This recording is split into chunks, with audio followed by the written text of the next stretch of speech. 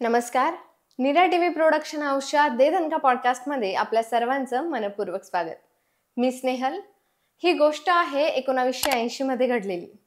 Richards नावाच्या माणसाने आपला टेलिव्हिजन चालू केला आणि रोमियानाच्या एका महिला खेळाडूला टेनिस स्पर्धा जिंकल्यानंतर $40,000 धनादेश प्राप्त करताना पाहिले. हे संपूर्ण दृश्य रिचर्ड्सला धक्का देण्यासाठी पुरेसे होते. हे त्याच्या वार्षिक पगारापेक्षा कितीतरी जास्त होते. काही वर्षातच त्याने ठरवले की त्याच्या तरुण मुली देखील टेनिस खेळतील. टेलिव्हिजन बंद केल्यानंतर तो खाली बसला आणि त्याने 78 पानांचा एक दस्तऐवज लिहिला. 2 तरुण मुलींनी त्याच्या मूळ गावी कॅप्टन कॅलिफोर्निया कुख्यात कृष्णवर्णीय गुंड हिंसाचारासाठी ओळखल्या जाणाऱ्या भागातून पळून जाण्याची योजना आखली. पण एक अडचण अशीही होती की रिचर्ड्सला टेनिसबद्दल काहीच माहीत नव्हते. या महागड्या खेळासाठी आपल्या मुलींना प्रशिक्षण देण्यासाठी त्याच्याकडे पैसे नव्हते आणि कदाचित आपल्यासाठी हे अविश्वसनीय आहे. पुढील 5 वर्षात त्यांनी टेनिसशी संबंधित मासिके आणि व्हिडिओ कॅसेट गोळा केल्या.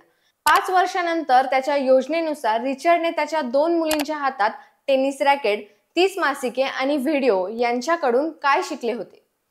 आता या लहान मुलींचे वडील आणि प्रशिक्षक तेच त्यांना टेनिस खेळ शिकवू लागले. गरीब रिचर्ड कधी कधी स्थानिक कंट्री क्लब मध्ये जाऊन डब्यातून वापरलेले टेनिस बॉल गोळा करून शॉपिंग कार्ट मध्ये लोड करायचे, जेणेकरून त्यांच्या मुलींना त्यांच्यासोबत सार्वजनिक टेनिस कोर्टवर सराव करता येईल, कारण तो त्यांच्यासाठी मूलभूत गोष्टी घेऊ शकत नव्हता.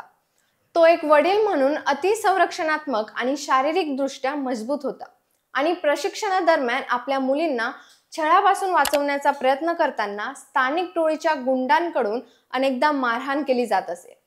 एकदा जेव्हा त्याने आपल्या मुलींसही सराव कोर्ट सोडण्यास नकार दिला, तेव्हा त्यांनी त्याचे नाक, जबडा आणि बोटे तोडली आणि त्याचे अनेक दात काढले. रिचर्ड्स आपल्या मुलींसह घरी आला, त्याची डायरी उघडली आणि लिहिले, आज नंतर इतिहास दंतहीन माणसाला धैर्याचे स्मारक म्हणून लक्षात ठेवेल. त्यावेळी टेनिस हा प्रामुख्याने पांढरा खेळ असल्याने रिचर्ड्स आणि त्याच्या मुली ज्युनियर स्पर्धांसाठी विविध टेनिस कोर्ट्सवर जात असताना लोक कृष्णवर्णीय कुटुंबाकडे बघत आणि ओरडायचे. एकदा मुलींनी विचारले, बाबा, लोक आमच्याकडे इतक्या वाईट नजरेने का पाहतात? त्याने उत्तर दिले, कारण त्यांना पूर्वी इतके सुंदर लोक पाहण्याची सवय नव्हती. काळाचे चक्र झपाट्याने फिरले आणि कॅलेंडरचे पान 2000 सालापर्यंत झपाट्याने वळले.